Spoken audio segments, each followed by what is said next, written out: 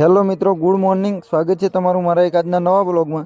તો કેમ છો બધા? મજામાં? આઈ હોપ કે તમે બધા મજામાં હશો. તો સવારમાં સ્વેટર બીજું પહેરી અને નીકળી પડ્યા જીમીને વોક કરવા માટે. જીમીને વોક કરાવીને જવાનું હતું ગામમાં ખાતર લેવા માટે. તો હું ટ્રેક્ટરમાં સેલ લગાડી અને નીકળી પડ્યો ગામ તરફ. સવારમાં ઠંડીમાં ઠરતા અને સોંગ સાંભળતા હું પકી ગયો એગ્રો સેન્ટરથી ટ્રેક્ટર પર ખાતરના કટ્ટા મૂકી અને હું નીકળી પડ્યો ઘર તરફ જવા માટે. તો મિત્રો, શિયાળાની ઋતુ છે તો તડકો નીકળ્યા બાદ પણ ઠંડી જ લાગતી હતી.